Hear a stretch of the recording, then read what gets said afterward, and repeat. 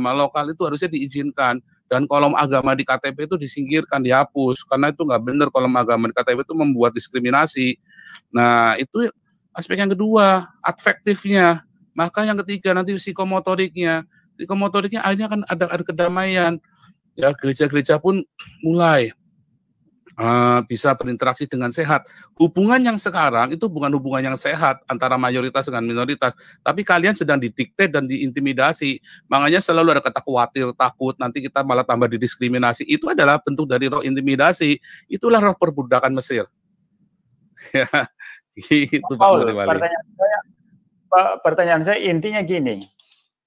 Anda mengatakan suara Anda mulai didengar di mana-mana, ya.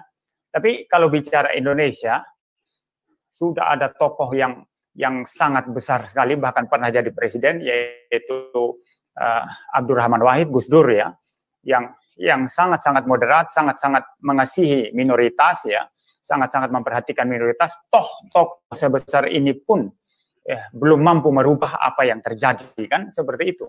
Ya, jadi karena dia sendirian. Karena dia sendirian. Nah, sekarang dengan munculnya saya, maka akan banyak orang muncul seperti saya lagi. Sebentar dulu, Pak. Yang saya tanyakan ini, ya, setelah Anda bersuara, ya, dan disambut banyak orang, kira-kira secara rasional, secara logis itu bagaimana bisa mengubah? Ya, bagaimana bisa mengubah? Kalau cuma sekedar bersuara, banyak yang bersuara, saya kira, ya. Kalau cuma sekedar bersuara, didengar tapi bagaimana mengubah? Masalahnya didengar apa enggak suaranya? Bentar dulu, Pak. Karena ini sebetulnya berkaitan dengan mempunyai hubungan dan aspek politis, ya. Jadi bukan hanya sekedar suara, tapi ini bersangkut paut dengan mereka yang menjadi stakeholder, ya, menjadi pemegang kebijakan begitu di dalam politik dan lain sebagainya. Dan semua, ya, itu digodok di dalam politik, di dalam pemerintahan seperti itu. Nah, kira-kira bagaimana suara Anda ini Anda kaitkan dengan keseluruhan aspek seperti ini sehingga menjadi rasional, menjadi logis, dan Anda yakinkan saya bahwa usaha Anda ini betul-betul membawa kepentingan Indonesia ke depan itu menjadi lebih baik, ya, dan minoritas itu menjadi lebih diperhatikan. Saya minta penjelasan rasional, Pak Paul. Silakan, Pak. Gus Dur itu kerja sendirian, dia presiden, dia sendirian, 2 tahun dilengserin. Yang lengserin siapa? Mana orang NU mau pasang badan buat dia? Semua diam semua. Bahkan anak buahnya dia yang dari PKB pun berkhianat, kan? Ya kan? Artinya apa? Artinya dia sendirian kerjanya.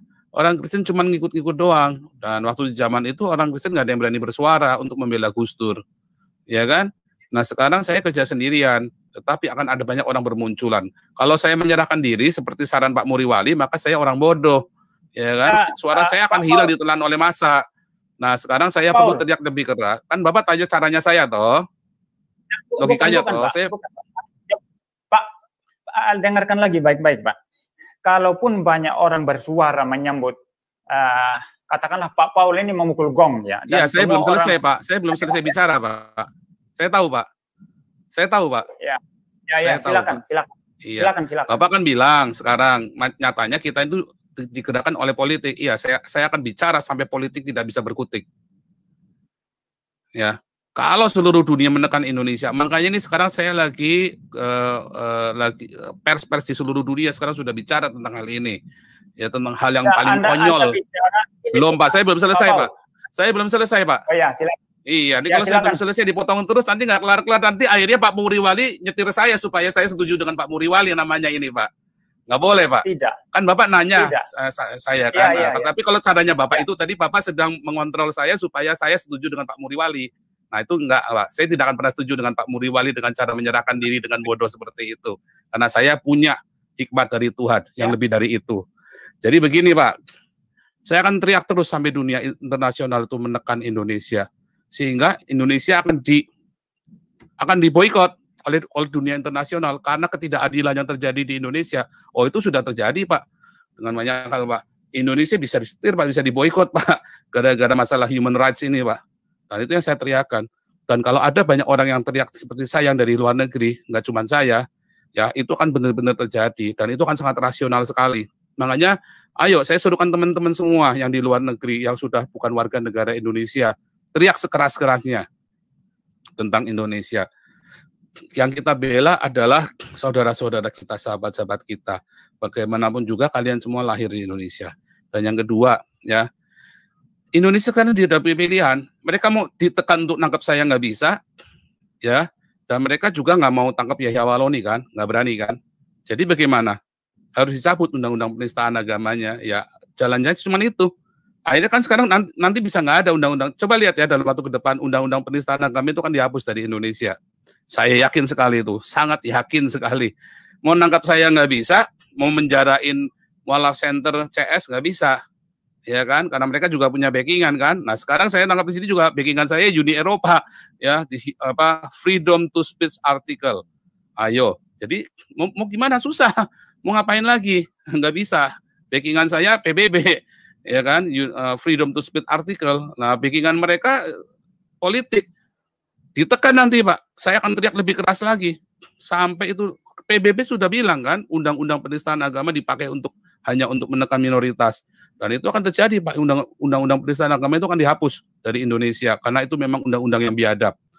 Yang kedua, nanti akan ada gereja-gereja akan diberi minoritas, bukan cuma gereja ya, akan diberi kesempatan untuk beribadah yang sama. Dan yang ketiga, nanti kolom KTP akan dihapuskan.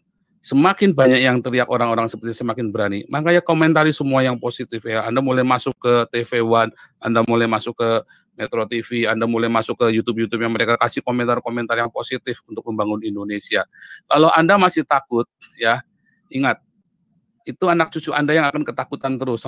Kita dibeginikan tambah dipersulit. Itu persis jawabannya orang Israel ketika mau diajak Musa keluar dari Mesir. Jawaban kalian semua itu yang negatif-negatif, persis seperti orang Israel diajak keluar dari Mesir oleh Musa. Jawabannya itu sama persis dengan yang kalian jawab. Ya, intinya kalian itu diperbudak oleh rasa takut kalian. Kalian sudah diintimidasi di framing oleh orang-orang mayoritas ini.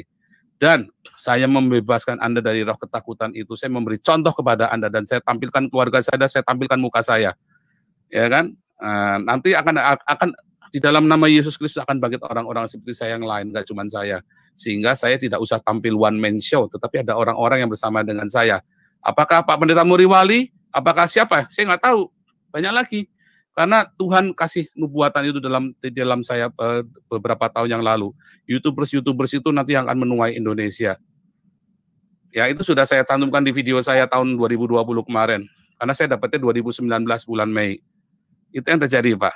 Jadi itu sangat rasional sekali. Ya. Jadi jangan mau kita disetir sama politik, kita yang kendalikan mereka. Karena kan saya mayoritas, saya didukung oleh pers seluruh dunia loh, bukan cuman Indonesia. Sekarang Jawa Pos saja sudah saya nggak perlu dukungan mereka cukup menjadi netral. Kalau pers itu netral, selesai itu Indonesia. Masalahnya persnya kan nggak mau netral dari kemarin kan.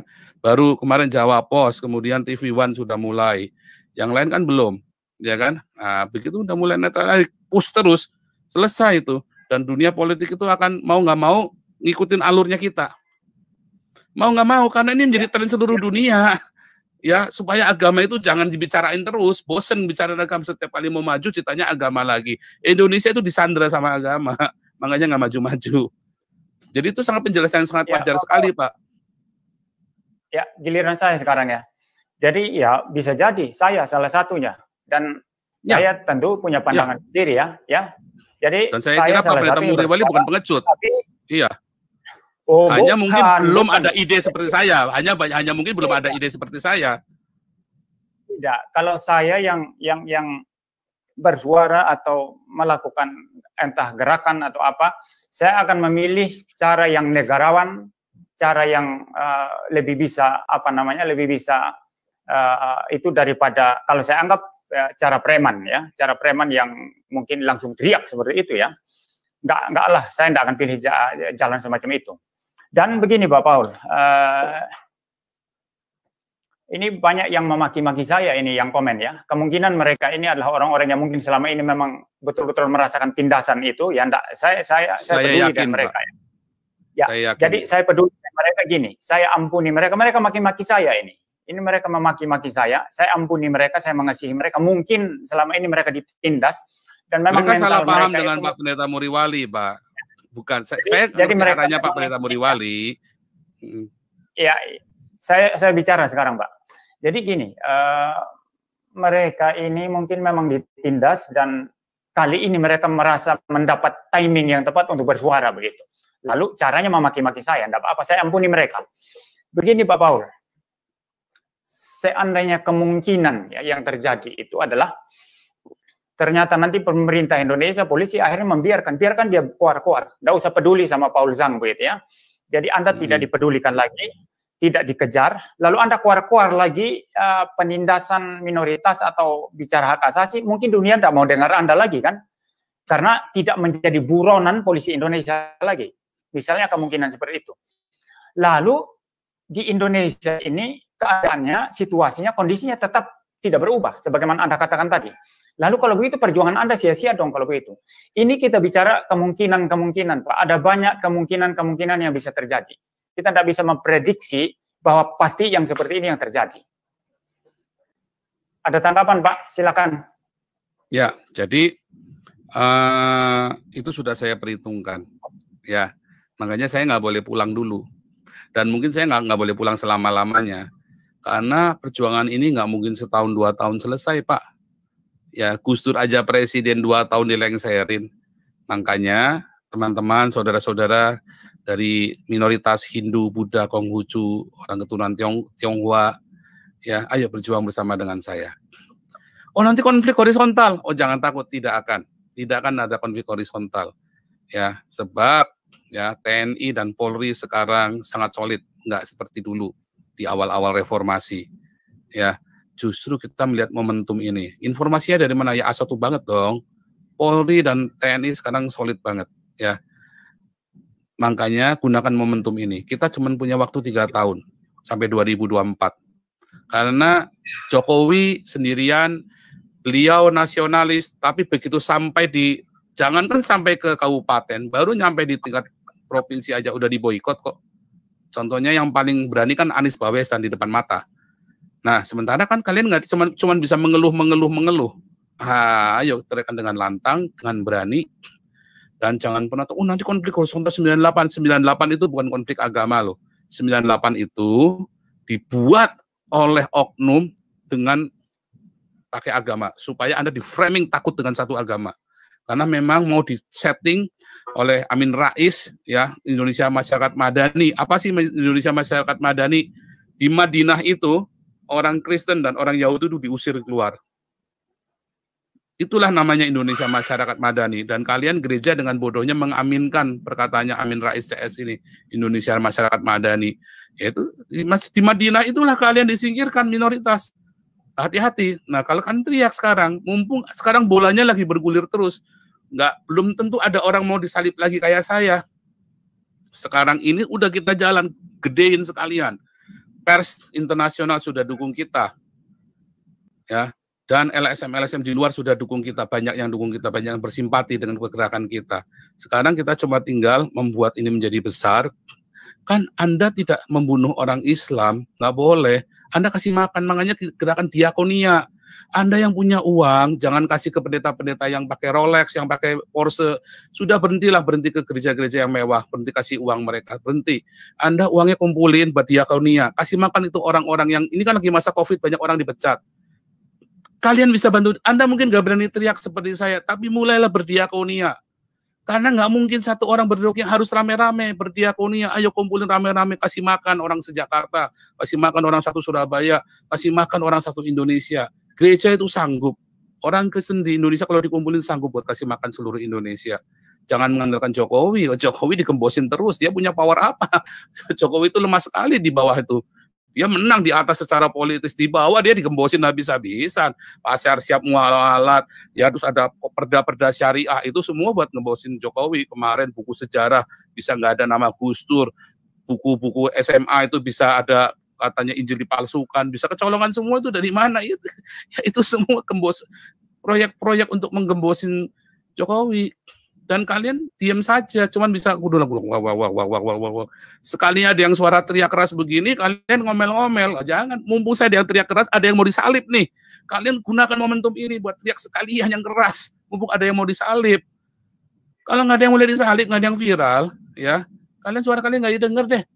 Ketokan kepala saya deh kalau kalian suara didengar, kayak Pendeta Muriwali didengar. Sekeras apapun nggak akan didengar. Kalau sekeras kayak saya baru didengar.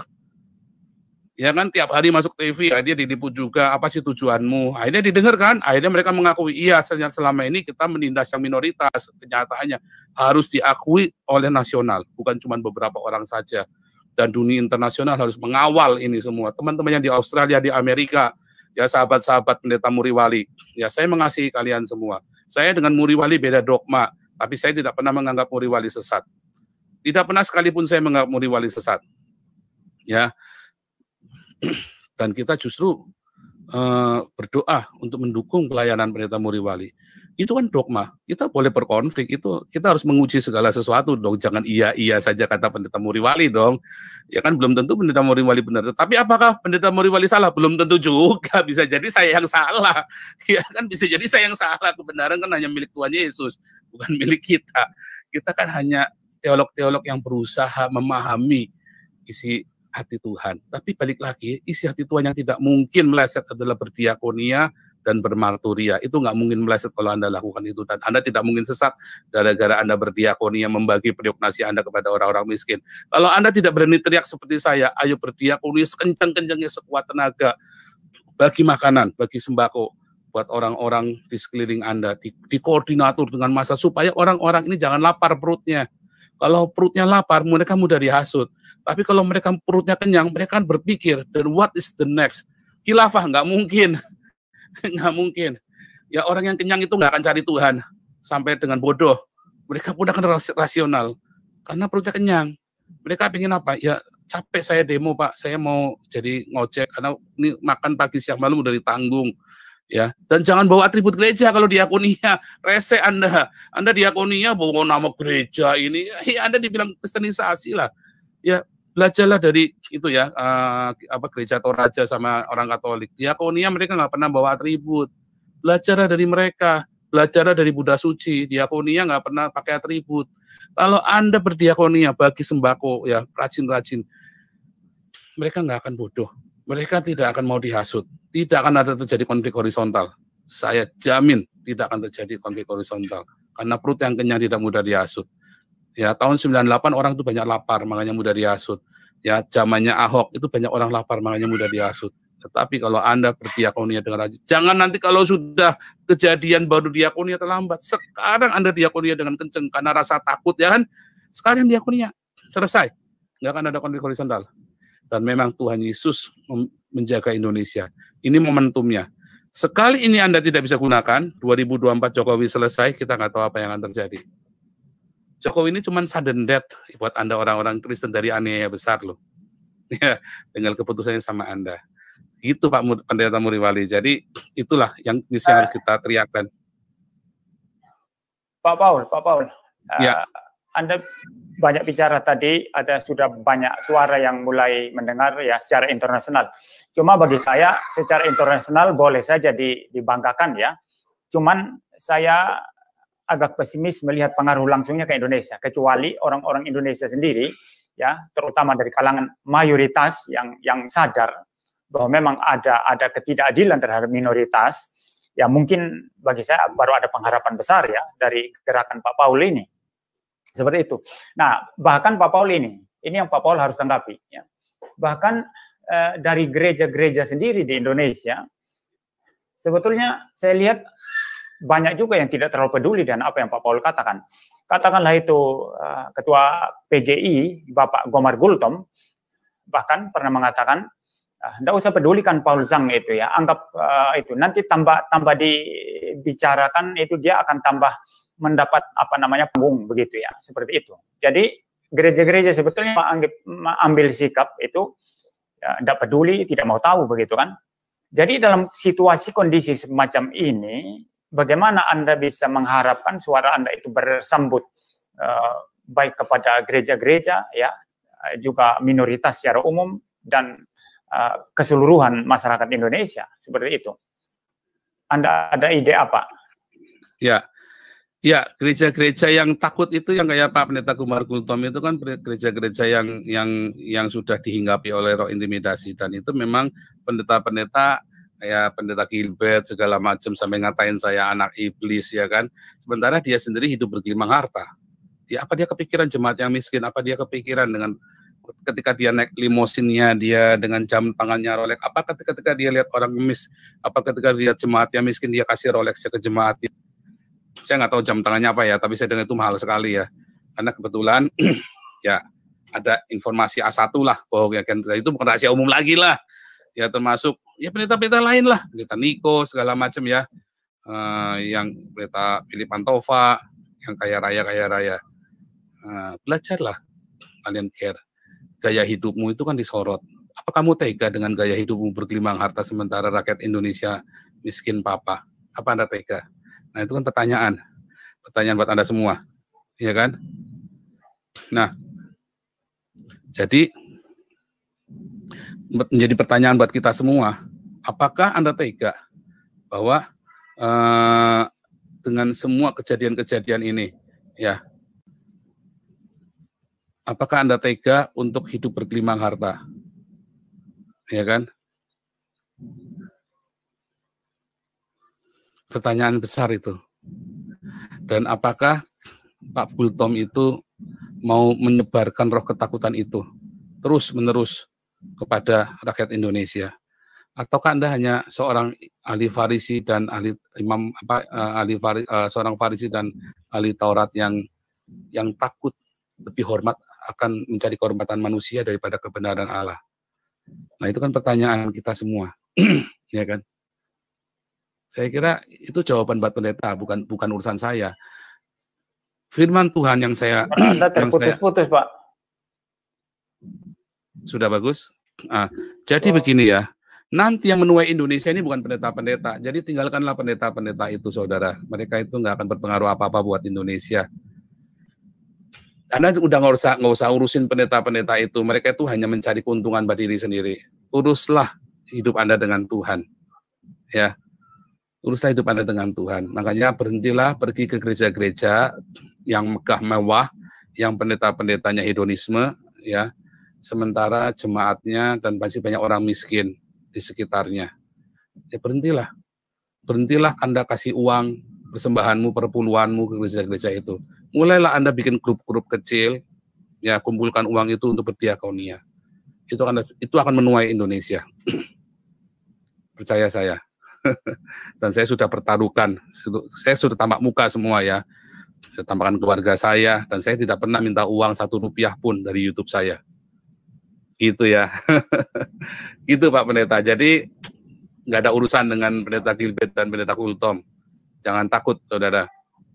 Anda yang akan menuai. Mereka nanti itu urusan mereka dengan Tuhan. Kita nggak mau menghakimi mereka. Pokoknya Anda jangan ikuti kata mereka, ya, karena ini nasib Anda.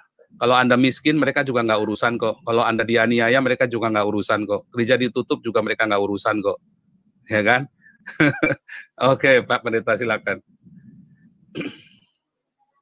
Ya, masih berkaitan dengan itu. Kalau saya no comment tentang itu tadi. Saya ada video-video tersendiri mengkritisi pendeta-pendeta yang yang teologi kemakmuran, ya, itu banyak video saya. Jadi saya tidak mau masuk ke sana sekarang. Kita memang nggak bicara teologi, Pak. Kalau bicara teologi, ya posisi saya tetap, pandangan saya tetap terhadap Pak Paul. Ya, Pak Paul adalah pengajar bidat Oneness, ya. Jadi kita tidak singgung itu, Pak. Muriwali adalah saudara saya dan senior saya. Nah, itu menurut Pak Paul. Ya. Jadi Pak Paul gini, Anda beberapa kali berkata ditekan oleh gereja-gereja, ya, ditekan oleh gereja-gereja baik di Eropa maupun di Indonesia. Itu maksud Anda itu ditekan bagaimana? Memang betul-betul ada yang telepon Anda? Betul. Dimarah-marahin saya. Ya. Kalau saya, Pak, maaf, kalau saya kan kita beberapa kali teleponan ya. Kalau saya termasuk tipe menekan Anda atau bagaimana? No. Pak Muriwali itu di mata saya itu bukan seorang pecundang ya. Hanya memang kadang-kadang saya tidak suka ketika Pak Muriwali itu membeda-bedakan. Tetapi itu kan sudah kita tegur berkali-kali dan itu haknya Pak Muriwali. Karena yang penting kita sudah sampaikan. Tetapi Pak Muriwali saya tahu orang yang pemberani. Hanya mungkin Pak Muriwali belum sampai satu titik pemahaman oh ternyata maksudnya Paul ini. Tetapi beberapa orang lain yang sudah mengerti, mereka sudah mulai bergerak. Teman-teman di Eropa yang tadinya menentang saya, sekarang mereka sudah ikut mensupport saya, bahkan memfasilitasi pers ini untuk komunikasi dengan media ini. Karena kan saya bahasanya juga belum lancar kan. Nah, mereka lebih yang sudah fasih, yang sudah tinggal 30 tahun di sini, mereka semua yang sudah menjadi warga Eropa, mereka membantu saya. Juga teman-teman yang di Amerika juga yang mereka sudah membantu membroadcast dan memviralkan, juga menghubungi beberapa media Kristen. Tapi juga yang di Australia sudah mulai bergerak, yang di Hong Kong juga sudah mulai bergerak. Jadi kita sekarang didukung oleh seluruh media yang akan menekan. Nah, kalau masalah gereja-gereja itu saya nggak urusan dengan gereja-gereja. Gereja-gereja sibuk memperkaya diri sendiri kok. Nggak semua, tapi pada sekarang kenyataannya sekarang semua gereja-gereja sibuk dengan memperkaya diri sendiri. Jadi saya nggak urusan. Gereja-gereja juga nggak kasih makan saya. Emang saya kesini disupport sama gereja, dibayarin gereja tiket saya? Enggak loh, saya sendirian loh. Nah, jadi saya nggak urusan. Emang lu siapa, gua siapa gitu aja kan. Gitu, kamu juga nggak urusan kok ketika saya nggak ini. Jadi saya nggak urusan dengan gereja-gereja. Kamu mau tekan kayak saya apa, tapi saya nggak urusan. Gitu loh. Pak, belum terjawab tadi, Pak. Ditekan sudah seperti apa, Pak? Gereja-gereja. Jadi ditekan, dimarahin. Ditelepon, dimarahin, terus sampai di broadcast saya sesat. Ya kan di sini. Di luar negeri juga ya? Iya, di broadcast di sini. Kenapa? Ya, kalau saya ada videonya yang mengkritik Pak Paul dan keras sekali. Oh enggak, kalau ini di WhatsApp. Kalau ini di WhatsApp secara khusus, saya sesat, hati-hati dengan orang ini. Kan sampai sekarang, tetapi saya nggak urusan karena saya nggak khotbah di gereja Indonesia. Saya tuh kebanyakan khotbahnya di gereja-gereja Eropa, bukan di gereja Indonesia. Jadi saya nggak urusan, nggak terganggu dengan itu. Jadi saya juga bilang, lu siapa, gua siapa, lu kasih makan gua kagak, lu mau ngatur-ngatur gua lu. Kan saya gitu aja kan, kasih makan aja kagak lu. Gua susah aja lu gak mikir, ya kan. Ketika saya kerepotan juga kalian nggak mikir, sekarang kalian mau cari aman sendiri. Saya punya hak buat menyampaikan suara saya sendiri, kan gitu aja kan. Ya kan, tinggal lu gua deh, dan kita atur sendiri-sendiri aja deh. Ya kan, saya punya gerbong sendiri, kamu punya gerbong sendiri. Kita urus gerbong kita masing-masing. Kan begitu kan. Simpel aja kita, pragmatis aja deh, ya kan. Ya, Pak Paul, ada lagi yang mau Anda suarakan apa? Ya, jadi begini ya, termasuk kemarin ya tentang tips, trik-trik para penguasa politikus tadi yang Pak Pendeta Muriwali bilang bahwa penguasa ingin mengatur kita, nanti kok kamu teriak keras-keras percuma juga, ada politik yang mengatur. Iya, saya tahu itu, termasuk Zulkarnain itu pun diundang oleh JK kan, sengaja untuk lengserkan Ahok, ya kan? Itu ada statementnya loh, kalau nggak salah dengan Aiman atau dengan Claudius, bukan, saya lupa itu ya. Pokoknya salah satu interview dengan Aiman atau dengan Claudius Buka, itu saya kaget sekali. Ya ternyata isu itu benar, bukan cuman karena keluar dari mulutnya Pak Yusuf Kalla sendiri juga, bahkan si Amin Ma'ruf pun berkata kalau Ahok nggak dilengserkan nanti Indonesia chaos. Apakah kita mau seperti itu terus hidupnya? Ya, wah itu berarti Anda sedang diintimidasi, Anda sedang didikte itu sama mayoritas, dan itu bukan kemanusiaan yang adil dan beradab. Itu adalah penindasan, penjajahan atas nama mayoritas, atas nama demokrasi. Jadi itulah yang Sebelum kita lanjut topik ini, apakah memang Anda sebut Pak JK tadi memang sengaja mendatangkan Zulkarnain dari luar negeri khusus untuk memberikan ceramah demi tujuan melengserkan Pak Ahok begitu? Iya, kan nanti kan di situ Zulkarnain bilang tidak boleh memilih pemimpin non Muslim. Itu ya, ada wawancaranya ya? Ada dengan Aiman atau dengan Claudius, bukan. Itu pokoknya wawancara panjang dari satu potong itu saya kaget itu. Ternyata itu bukan rumor, tetapi itu ada di wawancara itu. Itu kalau nggak salah pernah saya tampilkan di salah satu YouTube tadi saya lagi cari ya, udah pernah saya tampilkan juga di salah satu YouTube saya juga. Termasuk si Ma'ruf Amin, wakil presiden sekarang, yang mengatakan Ahok memang harus dilengserkan. Kalau nggak dilengserkan nanti Indonesia chaos. Jadi memang sengaja ditarget. Nah itu juga menjadi presiden itu. Berarti kalian tuh sedang didikte, berarti kalian tuh sedang dicokok hidungnya sama mayoritas. Dan itu yang kita suarakan. Di dunia ini udah nggak ada mayoritas minoritas. Makanya saya bilang, kalian yang minoritas, kalau kalian dukung saya, sekarang kalian mayoritas. Karena kita didukung oleh dunia internasional. Mata dunia internasional itu memandang kita semua. Kalau saya bersimpati ya, bersimpati dan perjuangan Anda ya. Tapi cara seperti ini saya tidak pas rasanya. Kalau kita berbeda ya. Saya lebih bagus cara yang lebih negarawan, yang lebih apa namanya, lebih ramah ya, begitu ya. Jadi kalau menurut Pak Paul, saya maunya juga lebih ramah Pak Pendeta, hanya masalahnya keramahan kita nampaknya tidak didengar. Jadi sesekali ya seorang nabi perlu muncul. Namanya nabi itu kan ya tahu sendirilah kalau yang namanya nabi kan ya semua. Ya kalau kita baca di kitab para nabi juga nggak ada nabi-nabi yang kulo nuwun, monggo kulo asmanipun Paul, kulo badhe ngaturake marang panjenengan. Nggak ada Pak nabi-nabi begitu kan. Bangsat biadab, bangsat bejabat, bangsa bajingan kau, peler kuda. Itu nabi begitu Pak. Kalau sayanya kulo nuwun bukan nabi Pak saya Pak. Aduh jadi wayang Jawa Pak. Saya kan nabi, nabi ke-26. Ya, bangsa bajingan kan begitu kan. Kan begitu, itu namanya nabi kan begitu. Oke gitu Pak Pendeta. Jadi don't try this at home buat anak-anak muda. Don't try this at home without any instruction from the experts. Karena Anda bisa masuk penjara besok. Kalau saya sudah pikirkan semuanya dengan matang. Dari awal, kita sudah rencanakan semuanya itu dari awal dengan baik. Dan saya sudah tahu resikonya. Bahkan mati pun saya sudah siap hadapi. Ya, sebelum saya melanjutkan ke pertanyaan berikut, Pak Paul. Ya. Kalau saya sendiri mendidik anak saya dari kecil itu untuk menghormati agama lain. Ya, kami pernah, saya sama anak saya laki-laki, kami lewat di satu masjid, ya, bukan karena saya takut, itu bukan lahir dari roh takut, saya tidak ada roh takut, ya. Jadi kami lewat di masjid, ada orang sholat, anak saya bicara-bicara agak keras, saya bilang, pelankan suaramu atau berhenti dulu.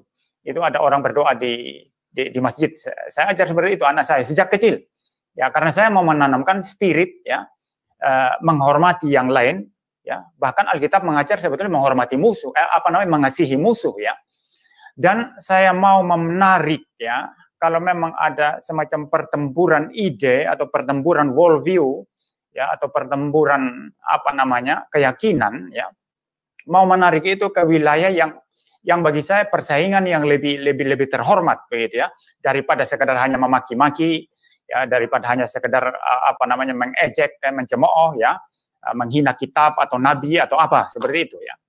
Nah itu kalau saya, sehingga saya berani berkata, saya bersimpati dengan Pak Paul dan perjuangannya, ya, saya jelas bersimpati, tetapi saya tidak akan mendukung dan tidak akan mengambil jalan yang semacam itu. Kalaupun seperti Pak Paul katakan tadi, Pak Muriwali ini belum sadar. Sebetulnya saya sudah melihat, saya sadar. Pak, ini baru saya cerita sekarang ya. Waktu Pak Ahok pertama kali masuk penjara, ya dulu ya, tahun 2017. Saya ajak beberapa pendeta untuk datang ke Jakarta. Kita demo, saya bilang. Seperti itu. Nah, ternyata waktu saya datang ke Jakarta hanya ada beberapa orang dan kami betul-betul masuk ke balai kota, ya. Ya ini biar didengar oleh orang-orang yang kritik-kritik saya, banci atau apa, botol atau apa ini. Ya. Kami masuk betul-betul dan ketemu pejabat-pejabat di sana. Ya, kami bicara-bicara. Masih ada dokumentasi itu di Facebook saya ketika Pak Ahok pertama kali masuk penjara. Ya, seperti itu. Tapi memang nggak besar. Saya nggak punya uang, nggak punya apa-apa untuk mengumpulkan orang begitu ya. Cuma hanya ini satu jeritan hati saya yang tidak rela melihat orang terbaik di Indonesia ya, yang seharusnya bisa memajukan Jakarta, bisa memajukan Indonesia, dipenjarakan begitu saja. Ya. Dan bagi saya itu penistaan agama itu tidak meyakinkan. Tidak meyakinkan itu kalau dikenakan kepada Pak Ahok. Dan sampai sekarang posisi saya tidak setuju pasal penistaan agama. Saya lebih setuju. Memang harusnya dihapus itu. Ya, saya lebih setuju tentang pasal tentang hate speech. Ya, itu saya setuju supaya orang nggak seenaknya saja menghina, mencemooh sesamanya seperti itu. Jadi Nah, itu bukan spirit saya, Pak. Pak Itu Paul. Bapak agak bingung tadi masalah hate speech dengan penistaan. Jadi harus diumumkan ke masyarakat apakah hate speech. Nah, kalau penistaan agama adalah ketika Anda berkata-kata yang tidak baik tentang agama lain. Nah, itu adalah kebebasan bicara. Itu tidak masuk dalam penistaan agama. Tapi kalau hate speech adalah suatu ajakan kepada orang-orang untuk memusuhi agama itu, untuk bahkan untuk menciderai agama atau orang atau kelompok tertentu. Nah, itu hate speech, kebencian. Tapi kalau penistaan itu misalnya Anda berkata ya kayak kita ngomong nih misalnya nih itu si Nabi Abdul itu Nabi cabul gitu kan, Nabi Abdul itu Nabi cabul. Nah, itu penistaan dan itu tidak dianggap dengan hate speech, itu beda karena memang kenyataannya si Nabi Abdul itu misalnya istrinya berapa 100 misalnya begitu kan, udah istrinya 100 dia masih kebelet lagi sama anak kecil si Nabi Abdul. Nah, itu adalah yang dianggap dengan kebebasan bicara, apalagi kalau itu sesuai dengan faktanya ya, Anda hanya menyampaikan. Tetapi kalau hate speech, ayo itu karena itu Nabi Abdul cabul kita benci agamanya si Abdul. Nah, itu namanya hate speech. Ayo kita bunuh, ayo kita perangi. Nah, kayak Habib Rizik itu hate speech. Ayo kita perangi pendeta-pendeta, bunuh pendeta. Nah, itu hate speech itu. Munarman bilang, yuk bunuh nih orang kafir. Nah, itu hate speech. Dan itu nggak pernah malah nggak diapa-apain. Padahal hate speech itu lebih bahaya karena itu menghasut. Ya kayak kemarin si kakek tua yang saya akan kasih 1 miliar yang berani menggorok Ahok. Itu hate speech. Moko Ginta. Harusnya Yudi Mulyana itu dipenggal. Itu hate speech. Ya. Si Hani Christian, ya kamu atau aku yang mati, itu hate speech, itu ancaman pembunuhan.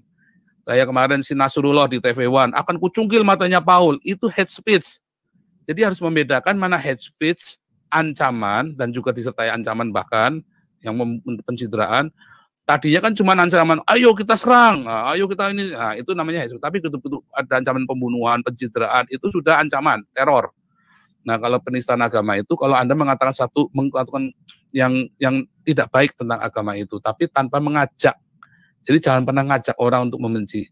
Nah, kalau tadi yang Pak Muriwali itu lakukan itu benar. Anak-anak kita harus dididik ya. Kalau ada orang lagi sholat ya, kita lewat di depan masjidnya, jangan malah dikelaksonin. Itu namanya, itu juga kebencian, tindakan kebencian. Itu juga nggak boleh di Eropa. Itu tindakan kebencian, ya kan? Itu nggak boleh di sini. Dengan sengaja gitu ya. Kalau sekali nggak sengaja itu namanya nggak sengaja. Tapi kalau kita sengaja sengaja begitu, terus datang lagi, gitu lagi, kapan lagi kita begitu, itu namanya tindakan kebencian. Itu nggak boleh, di Eropa pun nggak boleh itu. Nah, misalnya nih kita lagi ibadah di gereja, tiba-tiba ditoain, itu tindakan kebencian, itu bisa masuk penjara kalau di Eropa. Kalau di Indonesia nggak masuk penjara, karena yang melakukan mayoritas, ya kan? Gitu. Jadi harus dibedakan dulu.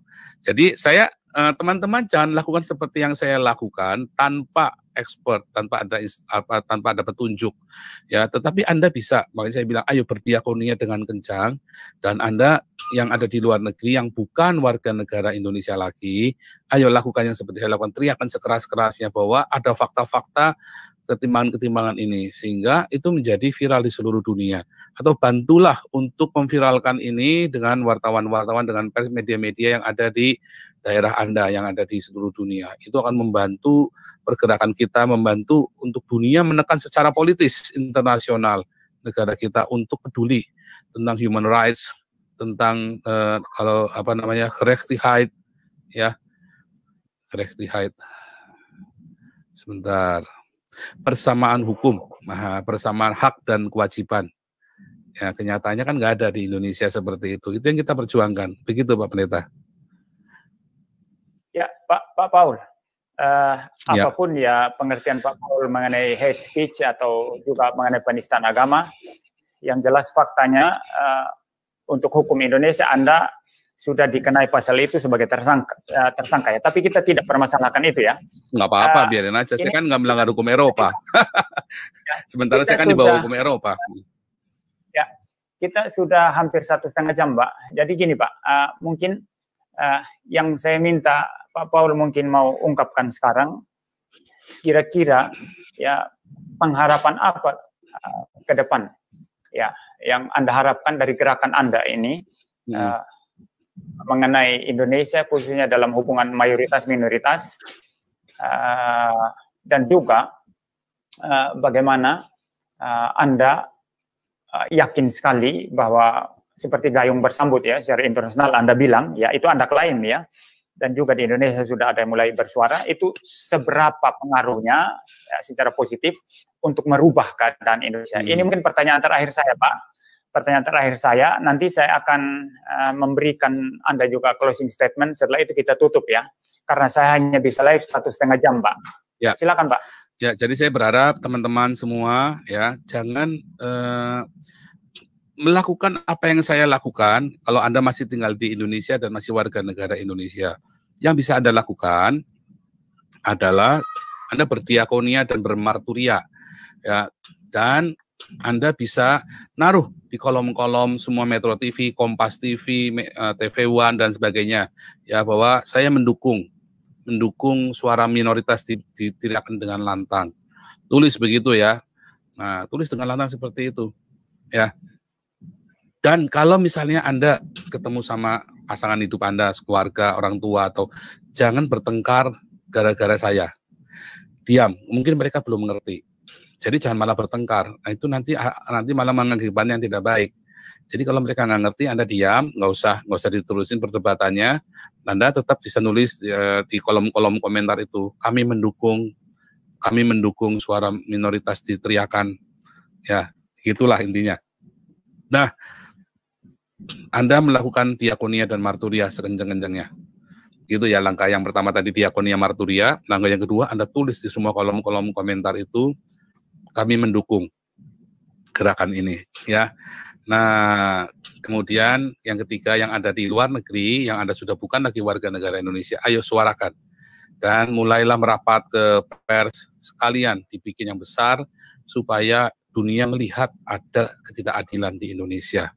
Ya, sekali lagi target saya bukan Yahya Wahloni, dia terlalu hina untuk nyawa saya dan keluarga saya yang saya pertaruhkan ini.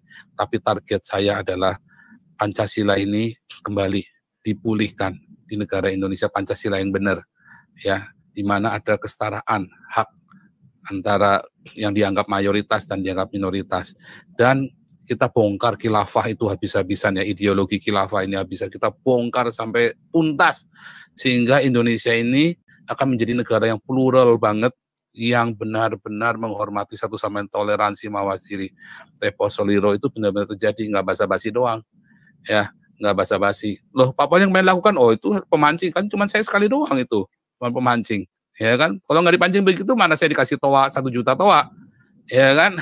Dan yang saya lakukan kan sebenarnya adalah mirror dari mereka juga, sebagian dari mirror, ya belum apa-apa itu dibandingkan apa yang mereka lakukan ke kita, ya kan? Dan itu langsung itu namanya gayung bersambut, itu namanya jebakan Batman, dan kita sudah mendapatkan panggung. Kalau Anda berhenti, maka mungkin satu generasi belum tentu ada yang mau jadi disalib lagi seperti saya kalau Anda berhenti. Ya, oke begitu ya. Iya Pak Pendeta, silakan. Ya, langsung Pak, closing statement-nya singkat tepat jelas saja Pak, singkat tepat jelas. Ya, saudara, tinggalkanlah gereja-gereja yang bermegah-megah, yang tidak melakukan diakonia dan marturia dengan konsisten, yang sibuk cuma ngurusin pembangunan gereja sama beli alat musik, gereja aksesorisnya, yang pendetanya pakai pakaian mewah dan pakai aksesoris mewah, pakai mobil mewah, tinggalkan itu ya. Anda kasihlah uangmu itu untuk diakonia, bentuklah kelompok-kelompok kecil ya, dan mulailah berdiakonia, bagi-bagi sembako, jangan bawa atribut agama. Anda bilang, ya pokoknya kita mau membagi. Jangan pernah bawa atribut agama, karena ketika tangan kananmu memberi tangan kirimu nggak boleh tahu. Artinya, ya udah mereka nggak usah tahu. Pokoknya kita berdiakonia sekencang-kencangnya. Pak, nanti rugi Pak, nggak rugi. Tuhan tahu dan mereka tahu Tuhan ada. Ya, gitu ya. Gitu Pak Pendeta, silakan. Ya, baik Pak. Suaranya terputus ya.